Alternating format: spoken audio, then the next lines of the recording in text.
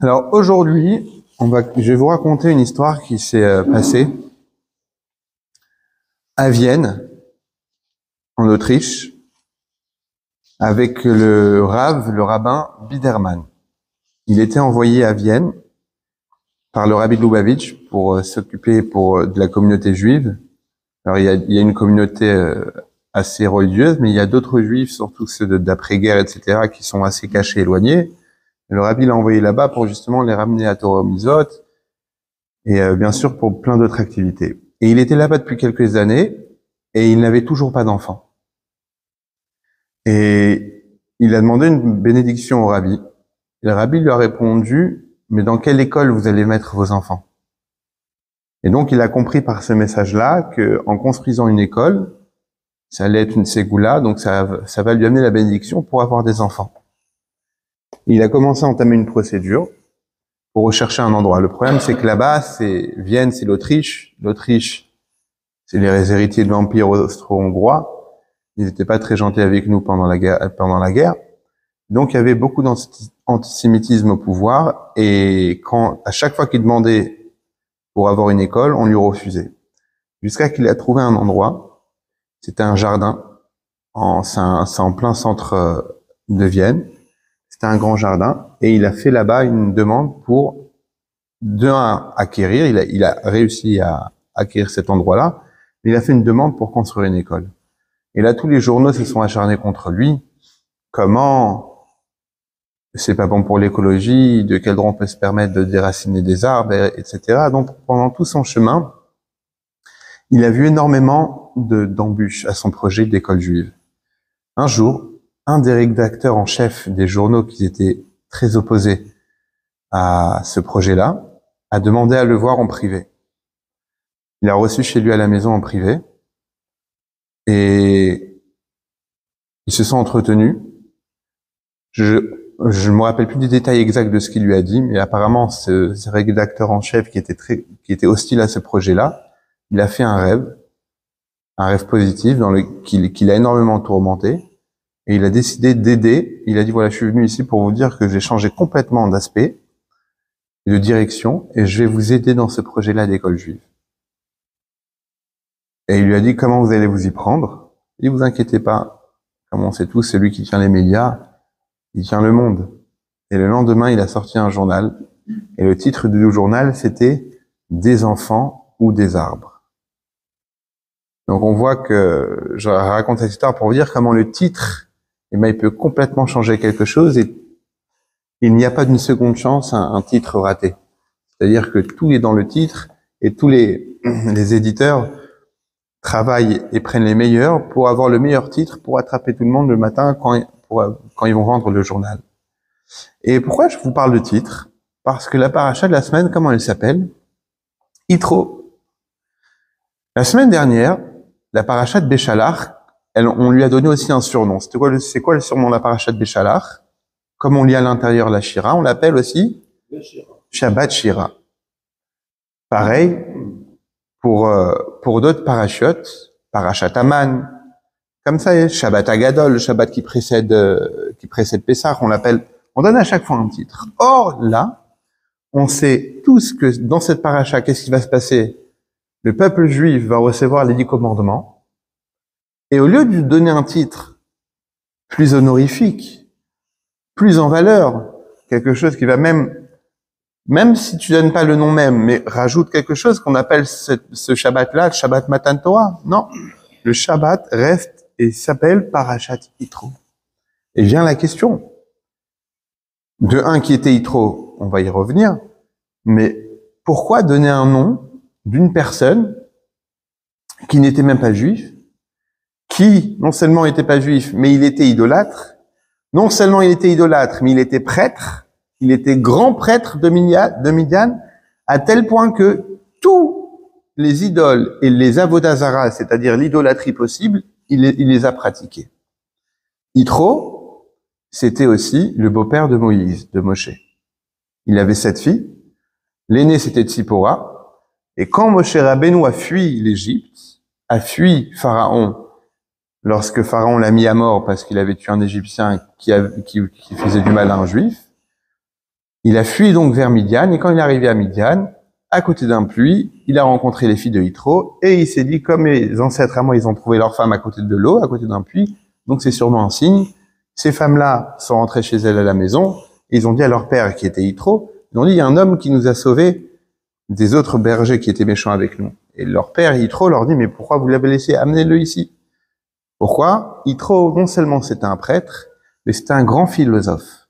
C'était certes un idolâtre, mais il avait énormément de connaissances. Et quand Yitro, il a appris qu'un homme les avait sauvés à côté du puits, il s'est dit, lui, c'est un descendant d'Yitzhak et de Yaakov. Et donc tout de suite, il a dit à ses filles, ramenez-le à la maison pour lui donner à manger. Et comme ça, Moshe, il va épouser la fille de Yitro, qui s'appelle Tzipora.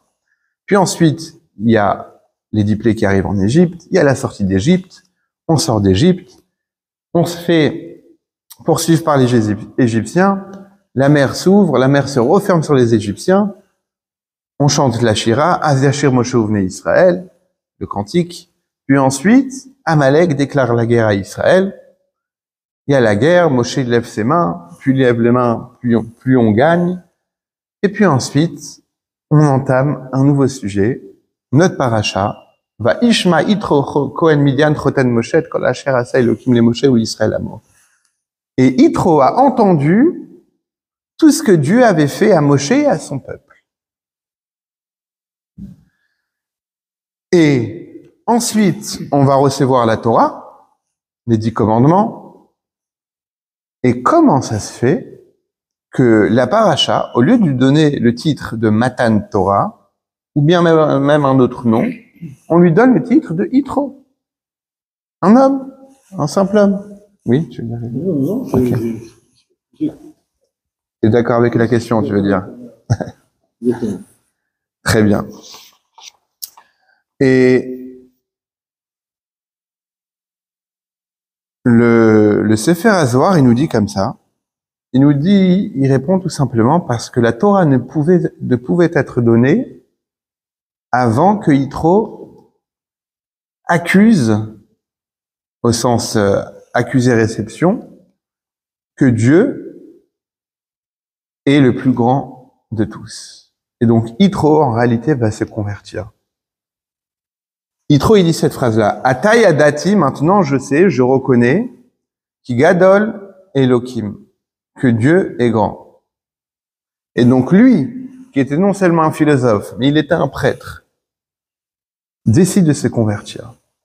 Mais ça ne répond toujours pas à la question. Ok, c'est une belle réponse, mais pourquoi on lui donne tout le titre de la paracha? On parle quand même de Matan Torah. On va parler des 10 commandements, les 10 commandements où Dieu va se dévoiler, à tel point que les Juifs n'ont pas pu tenir, et donc ils ont demandé à Moshe de lui être l'interlocuteur, d'être l'interprète, parce que eux, ils n'ont pas pu tenir à la voix de Dieu, à la présence de Dieu, au dévoilement divin qui était tellement fort. Et pourquoi la paracha on l'appelle Yitro? Avant de répondre, déjà, il y a une autre question qui se pose. Il écrit, va Ishma Yitro, et Yitro entendit. Rashi, il souligne ces mots-là. Mashmua Shamaouba. Qu'est-ce qu'il a entendu qui l'a fait venir? Il y a 3 avis. Il y a 3 raisons qui expliquent qu'est-ce qu'il a entendu. Il a entendu les 10 plaies. Non, pardon, il a entendu Kriyat Yamsuf, c'est-à-dire l'ouverture de la mer. Il a entendu la guerre d'Amalek, qu'Amalek avait attaqué Israël. Et la 3e avis, il a entendu que les Juifs allaient recevoir la Torah. Or, Rashi dit seulement 2 avis. Qu'est-ce qu'il a entendu? Il a entendu Kriyat Yamsuf et il a entendu Milchemet Amalek, la guerre d'Amalek. Kriyat Yamsuf, c'est l'ouverture de la mer. Milchemet Amalek, c'est la guerre d'Amalek. Et a priori, pourquoi tu me dis ça? La Torah, elle dit clairement dans les mots de la Torah, Rashi, il interpelle quand on a une question qui se pose. Quand on lit quelque chose dans la Torah et qu'on ne comprend pas, on regarde Rashi, Rashi nous explique la raison. C'est un des commentateurs, mais c'est le plus grand des commentateurs, donc c'est lui qu'on cite en premier. Mais il y a énormément de commentateurs sur la Torah. Mais comme lui, c'est le plus complet, et surtout, il a écrit son pirouche, une grande partie de ses explications, il a écrit à 3, Et souvent, on voit même la traduction en phonétique. C'est-à-dire qu'il écrit en hébreu des choses qui se disent en français. Et il a fait sur quasiment toute la Torah. Il a fait sur tout le Tanakh, Torah Nevim Ktuvim. Il a fait aussi sur une grande partie de la Gemara. Donc c'était un génie. Et pourquoi Rachid a besoin d'intervenir? Il n'y a pas de question, puisque la Torah le dit clairement. Il écrit clairement, Vaishma Yitro Chotan Moshe, et Kol Asher Asa Elokim le Moshe. Yitro, il a entendu. Qu'est-ce qu'il a entendu? Et Kol Asher Asa Elokim le Moshe, ou l'Israël Amo. Tout ce que Dieu a fait à Moïse et à son peuple. Donc, j'ai pas de question qui se pose. Pourquoi Rachid a besoin de me répondre à ça? En me disant, il a entendu le Kriyat Yamsouf et la guerre d'Amalek. Mais on te le dit déjà dans le Pshat. Le Pshat, c'est-à-dire dans le sens simple de la Torah, du Pasouk, du verset. Il est écrit clairement. Et Kol Asher Asa Elokim le Moshe, ou l'Israël Amo. Pourquoi tu me réponds? Et deuxièmement, pourquoi tu me dis, Rachid donne l'explication, qu'est-ce qu'il a entendu, Yitro, qu'il a fait venir, quitter Midian, donc, et rejoindre le peuple juif dans le désert. Qu'est-ce qu'il a entendu? Il a entendu la guerre d'Amalek. Mais la guerre d'Amalek, au contraire, c'est une raison de plus pour ne pas qu'il se déplace, pour qu'il reste cloîtré chez lui. Quand en tant qu'un peuple se fait attaquer, alors toi, soit tu as un va-t-en-guerre et donc tu vas combattre, mais quand tu as un prêtre qui ne fait pas partie de ce peuple-là, qui a une famille, qui est âgé, etc., tu restes chez toi. Et pourtant, Rachid cite, c'est quoi la raison qui l'a fait venir? C'est justement la guerre avec Amalek. On raconte une fois qu'il y avait il y a deux amis qui se promènent dans la savane, et tout à coup, ils voient un lion comme ça qui s'apprête à sauter vers eux et pour les dévorer. Il y en a un qui prend ses chaussures, il les enlève et il met des baskets. Et son ami désespéré lui dit, mais tu crois vraiment que tu vas courir plus vite que le lion? On est fichu. Il lui dit que le lion, je courrais pas plus vite, mais que toi, oui. Bref. C'est une preuve de lâcheté. Et là, Yitro nous montre tout le contraire. Il entend qu'Israël se fait attaquer. Donc lui, il vient et il veut participer à ça. Et donc là, en réalité, va venir une explication. C'est qu'on connaît tous le concept et le titre des justes parmi les nations. En 1939, quand l'Allemagne a commencé à envahir la Pologne, il y a les Juifs, ils ont commencé à fuir vers la Lituanie, en Lituanie. Et je pense que c'était dans la ville de Kovna. Là-bas, il y avait un consul japonais, que tout le monde connaît, Suagara. Et lui, les Juifs, ils voulaient fuir vers la Russie, l'Orient, traverser et aller en Asie, en Chine et au Japon. Et donc, tous ils sont partis, beaucoup sont partis au consul japonais pour demander des visas. Or, Suagara, lui, il avait demandé à sa hiérarchie est-ce qu'il pouvait délivrer des visas aux Juifs. Sa hiérarchie, elle a dit non. Il a réitéré 2, 3 fois, 4 fois en disant qu'ils étaient en danger. Et elle a dit non. Qu'est-ce qu'il a fait? Il a dit tant pis, je vais me faire virer. Et il a commencé à délivrer le maximum de visas. Et des visas et des visas et des visas et des visas. À tel point que même quand les Allemands ils ont commencé à envahir sa ville, il a eu l'ordre de sa hiérarchie de quitter. Quand il était dans le train, en allant dans le train, il continuait à tamponner. Et quand il était dans le wagon et qu'il y avait des passeports mais il y avait des visas établis mais qu'ils n'avaient pas le tampon, qu'est-ce qu'il a fait à la fin? Il a jeté le tampon par la fenêtre en disant allez-y, tamponnez-vous. Et comme ça, il a sauvé plus de 30 000 personnes. Et quelques années après, dans les années 70, il me semble, il a rencontré le consul d'Israël au Japon, qui était un petit-fils de rescapé de la Shoah grâce à son visa à lui. Il l'a invité à venir en Israël et lui ont donné le titre de juste parmi les nations, jusqu'à aujourd'hui à Yad Vashem à lui. Je raconte cette histoire-là pour nous dire que Yitro, en réalité, c'était un des premiers. Pourquoi? On a parlé de la guerre de Amalek tout à l'heure. La semaine dernière, on a expliqué c'était qui Amalek. Amalek, c'est le symbole du refroidissement. C'est celui qui est venu pour refroidir la crainte du peuple juif qui était établi dans la région. Et il y a un jour, il y a quelqu'un qui vient à la synagogue avec son âne. Et il demande au shamash, au bédo de la synagogue, où est-ce qu'il peut attacher son âne. Et lui, je vais dire la vérité, ici, on n'a pas où attacher l'âne, mais j'ai peut-être une idée, donne-le au rabbin. Il dit, le rabbin, mais pourquoi? Il dit, je sais pas, mais tout ce qu'il a, il attache avec ce qui se passe dans la semaine, avec l'actualité. Il rattache tout à l'actualité. Pourquoi je dis ça? C'est marrant parce que c'est exactement un petit peu ce qui s'est passé le 7 octobre.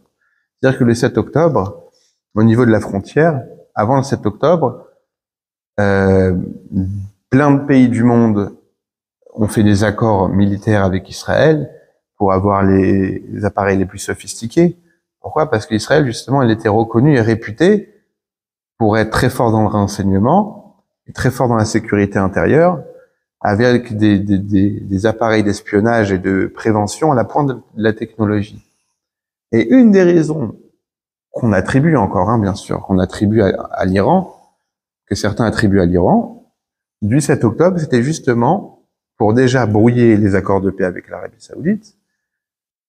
Ils étaient en cours d'élaboration, mais surtout pour faire une brèche dans le système israélien pour dire, regardez, les Israéliens ne sont pas si forts que ça. Et c'est marrant parce que c'est exactement ce qui s'est passé avec Amalek. Amalek, il s'est attaqué au peuple juif à la sortie d'Égypte, là où les nations du monde, comme on dit, Aznival ou Aloufé Edom et les Moab, Yochazé, Morad, que tous les pays de la région, ils tremblaient quand ils entendaient le nom du peuple juif. Quand ils ont appris que l'Égypte avait subi 10 plaies terribles, quand ils ont appris que la mer s'est ouverte en deux pour les laisser passer, elle s'est ensuite refermée sur les Égyptiens, leurs ennemis. Ça a créé une peur et une crainte où tout le monde tremblait du peuple juif. Et vient Amalek, un fou, il engage une guerre avec Israël. Il s'attaque aux plus vulnérables d'eux. Il va se faire battre à la fin. Mais concrètement, qu'est-ce que ça a prouvé? C'est que la crainte n'était pas absolue. C'est qu'on peut défier quand même le peuple juif. Et là vient et apparaît Yitro. Yitro, qu'est-ce qu'il nous dit Rashi? Il est venu parce qu'il a entendu la guerre avec Amalek. Et donc Yitro, il vient chez le peuple juif en leur disant, j'ai entendu ce qui vous est arrivé, j'ai entendu qu'il y a un peuple, encore une fois, qui a voulu vous opprimer, et je suis là pour vous soutenir. C'est ça, la grandeur de Yitro. Que Yitro, en réalité, il a voulu manifester une complaisance et une compassion après le drame, si on peut l'appeler comme ça, d'Amalek. Et pour attacher ça à l'actualité, on a vu qu'après le 7 octobre, qu'est-ce qui s'est passé? Les grands dirigeants du monde actuels sont déplacés en Israël, par solidarité, pour montrer qu'ils étaient là, etc. On n'est pas là pour parler de politique, mais c'est exactement ce qui s'est passé avec Yitro. Yitro, il a voulu montrer au peuple juif qu'après la guerre, normalement, après la guerre avec Amalek, ils se sont dit quoi? Ils se sont dit, ça terminera jamais. On aura toujours un ennemi. Toutes les nations du monde nous voient comme des ennemis. On sort à peine d'Égypte, on est dans le désert, et même dans le désert, on est dans le no man's land, dans une terre qui appartient à personne, et même là-bas, on vient nous attaquer. Et c'est là que vient apparaître Yitro pour lui dire, regardez, moi, la Torah l'appelle Kohen Midian. Le Kohen, c'est un prêtre. Mais lui, c'est le Kohen Midian, le Kohen de Midian, la ville de Midian, de l'Avodazara, d'idolâtrie. Le plus grand idolâtre, le plus grand philosophe de ce moment actuel. Et qu'est-ce que lui vient dire au peuple juif? Il dit, j'ai entendu tout ce que Dieu vous a fait, et moi, j'ai envie de me convertir avec vous. Et qu'est-ce qu'ils ont fait les Juifs quand ils ont entendu ça? Ils se sont dit, la grandeur, notre grandeur, la grandeur de Dieu à travers notre libération, elle a oui fait des échos, et donc il y a des gens comme Yitro, des gens d'une grande renommée, qui veulent venir et qui veulent se convertir. Et donc quelque part, ça les a atténués après la froideur qu'ils ont reçue d'Amalek, après le coup de froid. Et il y a encore une autre raison. Le Zohar, on a dit tout à l'heure, qui dit que la Torah ne pouvait pas être donnée tant que Yitro n'avait pas reconnu que Dieu est le plus grand. Lui qui était idolâtre, qui se prosternait à toutes sortes d'idoles, la Torah ne pouvait pas être donnée dans le monde matériel tant qu'il n'y avait pas Yitro. Pourquoi? Parce que Yitro, il était là pour dire aux Juifs, regardez, le message de la Torah, il n'est pas seulement pour le peuple juif, mais le message de la Torah, il est universel. Il est pour tout le monde. Les 10 commandements ne sont pas uniquement pour le peuple juif, les 10 commandements sont universels. Et ça, c'est la raison pourquoi la paracha, qui comporte en elle les 10 commandements, comment on l'appelle? On l'appelle sur le nom de Yitro. Parce que Yitro, c'est à la fois le premier juif parmi les nations qui a manifesté sa solidarité avec les Béné Israël après la guerre avec Amalek, pour ne pas les laisser se refroidir. Et aussi, c'est celui qui a reconnu que Dieu est le plus grand. Et par cette reconnaissance-là, il a brisé l'idéologie que Dieu ne peut pas être dans le monde, que Dieu il est à l'extérieur du monde, comme le disait Pharaon, comme c'était alors à cette époque-là la philosophie, que Dieu n'est pas dans le monde, Dieu peut être là mais il est en dehors du monde. Et le fait qu'un grand parmi les nations comme Yitro vient et reconnaisse et que Dieu est le plus grand, alors ça c'est ce qui a permis qu'on puisse recevoir la Torah, que la Torah puisse descendre dans le monde, dans ce monde-là. Et c'est pour ça que la paracha, elle a le titre de Yitro. Ça, c'est pour une première partie, pour un premier sujet. Il y a un autre sujet qui est intéressant, c'est que il est écrit dans Micha, un des prophètes, il dit comme ça, qui met Tsetra Meretz Mitzrayim Arenu Niflot. Comme les jours de la sortie d'Égypte, je vais te montrer des miracles et des merveilles. De quoi on parle? On parle de Mashiach. On parle de Mashiach, que quand il y aura Mashiach, c'est-à-dire la délivrance finale, le Messie, à ce moment-là, on va voir des merveilles comme il y a eu en Égypte. De la mer Rouge, des 10 plaies, de la manne, comme ces jours-là. Et c'est justement un sujet qu'on a appris lors de notre voyage. Il y a 2 questions qui se posent. Premièrement, pourquoi on dit Kimé? Kimé, c'est au pluriel. Un jour, c'est Yom. Des jours, c'est Yémé ou Yamim. Et quand tu dis Kimé, c'est comme les jours. Mais pourquoi on parle des jours de la sortie d'Égypte? Kimé Tsetra Meretz Mitzrayim, comme les jours de la sortie d'Égypte. Il y a eu un seul jour de la sortie d'Égypte. La sortie d'Égypte, elle a duré un seul jour, le 14 Nissan, et qu'on a dû vite sortir d'ailleurs. Et dans le schéma, quand on parle de la sortie d'Égypte, on dit Yom, on parle d'un seul jour. Donc pourquoi on dit comme les jours de la sortie d'Égypte? Et la deuxième question, c'est pourquoi on compare les merveilles qu'il va avoir au temps de Mashiach avec les merveilles qu'il y a eu lors de la sortie d'Égypte. Après la sortie d'Égypte, on était certes libre, mais après ça, il y a eu d'autres exils. L'exil de Babel et toutes les exils qui s'en sont suivis.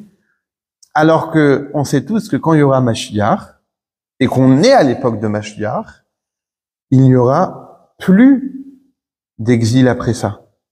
Ça va être la délivrance éternelle. Et donc, quelque part, quand tu me compares la délivrance future à l'Égypte, quelque part, tu me compares quelque chose de grand à quelque chose de petit. Ça aurait dû être le contraire.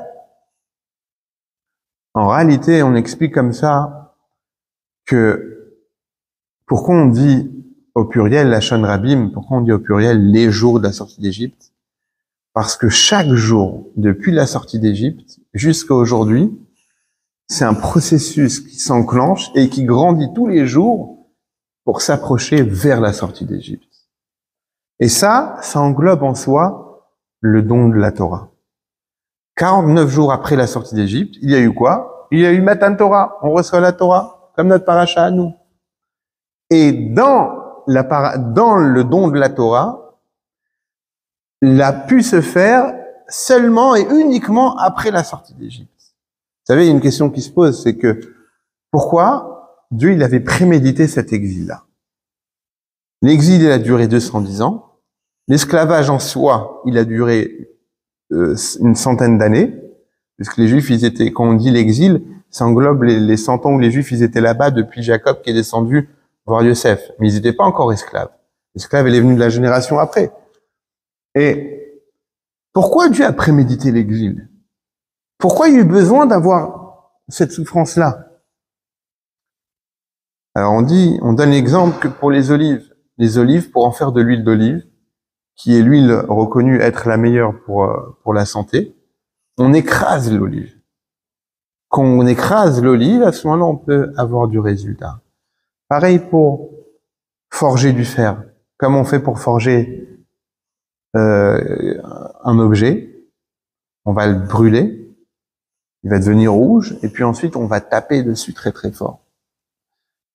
Avant de recevoir la Torah, on peut pas recevoir la Torah comme ça. Il y a besoin d'un travail. Mais le travail concrètement, il doit venir de soi-même. Mais quand t'as pas encore la Torah, avec quoi tu veux travailler? Et donc c'est pour ça que parfois le travail doit se faire de l'extérieur. Il est écrit comme ça que c'est une charité que Dieu il a fait au peuple juif de les avoir éparpillés dans le monde. Pourquoi? Parce que le fait qu'ils soient pas uniquement entre eux, le fait qu'ils soient éparpillés dans le monde, ça va créer et ça va engendrer de l'antisémitisme. Voilà, on est plus de 70 ans après la Shoah, l'antisémitisme, il est toujours présent. Donc c'est pas une question de temps, c'est comme ça. C'est un fait. C'est une halakha que Esav, il déteste Yaakov, c'est comme ça. Et le fait qu'on vit l'antisémitisme, qu'est-ce que ça fait? Ça crée de l'unité au sein même du peuple juif. Qu'est-ce qu'on a vu depuis le 7 octobre? On a vu un réveil d'unité extraordinaire, comme on n'avait pas vu depuis très longtemps. Alors, bien sûr, le peuple juif, il est déjà uni. Mais depuis les attaques du 7 octobre, on a vu encore une manifestation encore plus d'unité. Que ce soit non seulement en Israël même, mais en diaspora aussi. Et donc, le fait qu'on soit éparpillé, l'antisémitisme, il réveille un petit peu l'identité juive qu'on a chacun entre nous. Et quand il y a eu le don de la Torah, ça a été précédé par la sortie d'Égypte, par ces souffrances-là qu'on a vécues, et ces souffrances-là nous ont quelque part forgé à être un kéli, c'est-à-dire un réceptacle propre et adapté pour recevoir les 10 commandements et toute la Torah qui va avec. Dans les 10 commandements, il y a 620 mots. Il y a dans la paracha, je sais pas si c'est dans la paracha de Yitro ou dans la paracha des 10 commandements, il y a 620 mots. 620 c'est quoi? C'est 613 plus les 7 mitzvot instaurés par les chachamim, par les rabbanan, que ça arrive au chiffre 620. Donc on voit déjà dans la paracha des 10 commandements, c'est allusionné les 613 commandements et les 7 takanot des chachamim. Les 613 mitzvot et les 7 mitzvot instaurés par les chachamim. Et pour revenir donc à la question par rapport à l'Égypte, pourquoi on compare la Géoula finale à l'Égypte? Parce que, en réalité, chaque jour, on s'approche encore et encore. Chaque jour qu'on vit dans ce monde-là, on sort d'Égypte. Et c'est ça ce qui est écrit, Bechol Yom Vayom, Bechol Dor Vador, dans chaque génération, et chaque jour, on doit tous imaginer comme si on sortait aujourd'hui de l'Égypte. Pourquoi? Parce qu'en réalité, la sortie d'Égypte n'a pas eu lieu un seul jour. La sortie d'Égypte a lieu tous les jours. Tous les jours, on sort et on doit sortir de son propre Égypte qu'on a à l'intérieur de nous. C'est quoi l'Égypte? L'Égypte, en hébreu, on l'a déjà dit, c'est Mitzrayim. Mitzrayim, ça vient du mot Metzar. Metzar, ça veut dire l'étroitesse. C'est quoi l'étroitesse qu'on a en nous? C'est le matin quand on se lève et qu'on n'a pas envie de se lever. Et qu'on dit, bon, je reste encore dans le lit. Tu restes en Égypte. Et quand le matin tu te lèves et tu dis, allez, la première chose que je vais faire, c'est que je vais réciter le mot Déani. À ce moment-là, grâce au mot Déani, tu sors d'Égypte. Et quand tu enchaînes encore dans ta journée et tu dis, maintenant, je vais mettre les téphilines, là, tu sors encore une fois d'Égypte. C'est-à-dire que tu sors d'un niveau qui était avant, et tu vas vers un nouveau niveau, tu montes d'étape. Et en réalité, ce processus-là, il était engagé depuis la sortie d'Égypte. Et donc, chaque jour, on vit la sortie d'Égypte. Chaque jour, on avance vers le processus. Et ça, c'est pour ça qu'on compare les merveilles qu'on va vivre avec Mashiach et qu'on est déjà en train de vivre. Parce qu'il suffit de regarder autour de soi, on vit déjà avec Mashiach. C'est-à-dire qu'on vit on assiste à des miracles qu'on n'aurait jamais pu imaginer.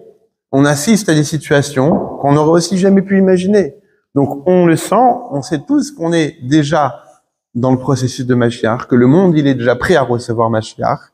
Et nous, la seule chose qui nous reste à faire, c'est recevoir. De la même manière que quand on reçoit un invité, après qu'on a fait les courses, après qu'on a cuisiné, etc. Alors à ce moment-là, on va faire la maison belle, on va on va passer un dernier coup d'aspirateur, on va passer un dernier coup de chiffon sur la table. La même chose. Rabbi dit que le monde il est prêt pour Mashiach. On voit qu'aujourd'hui, le monde entier il a été raffiné.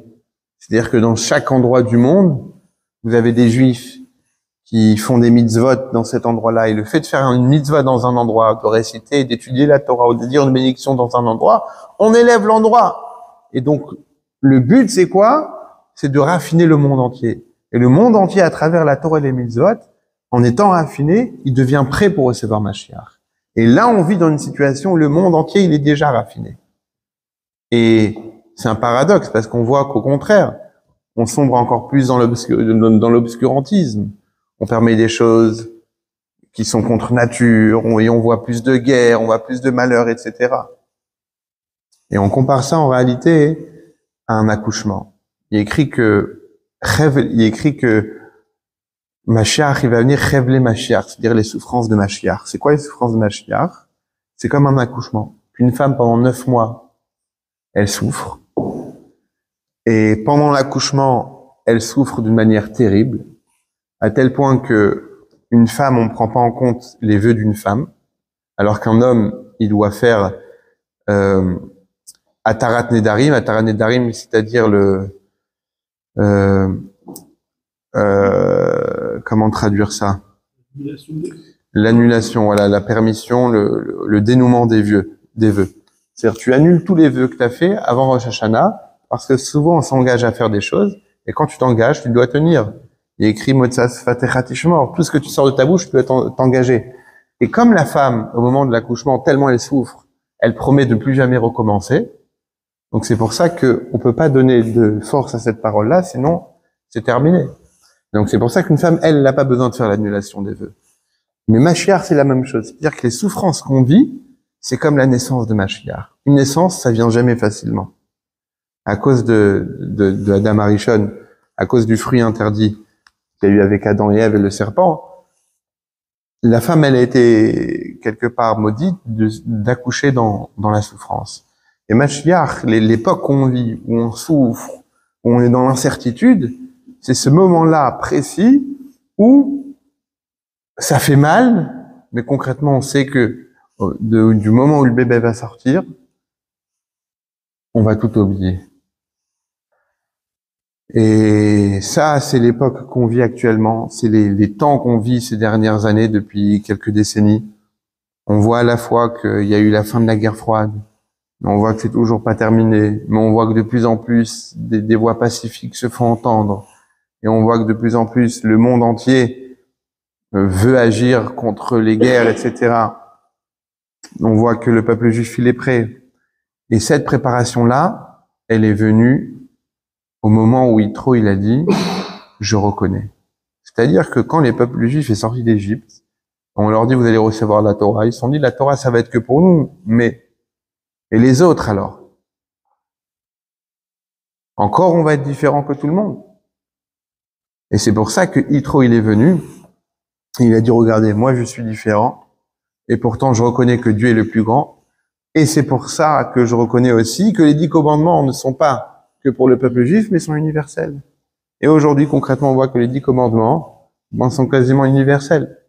Même le jour du Shabbat, aujourd'hui, t'as le dimanche. Le dimanche, je vous rappelle qu'il y a des débats à l'Assemblée, enfin, moins ces derniers temps, mais est-ce qu'on peut permettre aux magasins d'ouvrir le dimanche?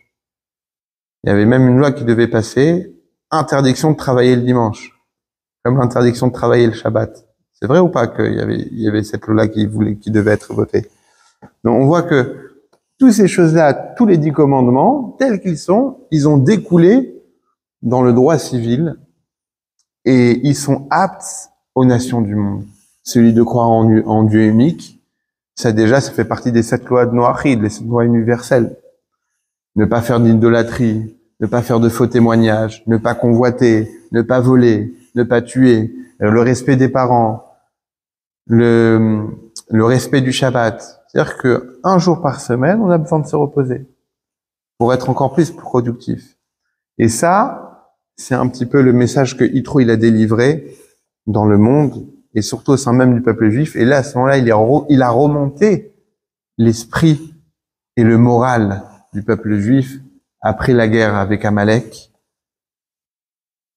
Quand il est venu, Yitro, il leur a remonté le moral et là, ils se sont dit, ils étaient prêts à recevoir la Torah et c'est pour ça que le don de la Torah, la paracha du don de la Torah, elle porte le nom de qui? De Yitro. Yitro, il avait 7 noms. Dans le mot Yitro, il y a le mot Yoter. Yoter, c'est dire plus. Rashi dit, pourquoi il s'appelle Yitro? Al-Shem, chez Iter paracha achad batorah. Parce qu'il a rajouté une paracha dans la Torah. Yitro aussi, il avait 7 noms, comme on l'a dit. Et si on coupe son nom, ça fait Yeter Vav. Vav, c'est la valeur numérique de 6. Et Yeter Vav, c'est-à-dire il a plus 6. Un homme, chaque homme, il a un nom. C'est que c'est pas un homme qui n'a pas de nom. Et lui, il a eu 6 noms en plus. C'est ça le Yitro, Yeter Vav. Et dans la paracha d'Yitro aussi, les Tunisiens, ils font la Seudat Yitro. Le jeudi, ils font une grande fête pour commémorer il y avait une épidémie à Tunis où tous les garçons mouraient. On l'appelle la fête des garçons. Et elle s'est arrêtée le jeudi de la paracha de Yitro. Et depuis, ils font la pièce montée et c'est devenu un minhag, une coutume au sein du peuple juif. Il est écrit qu'un minhag, une coutume, parfois c'est plus grand qu'une loi. Minhag Israël Torahi. Une coutume juive, c'est comme la Torah. Comme ça, depuis toutes ces années-là, tous les vendredis, tous les jeudis, on appelle ça Seudat Yitro, la Seudat de Yitro, et aussi la fête des garçons. On fait tout ça.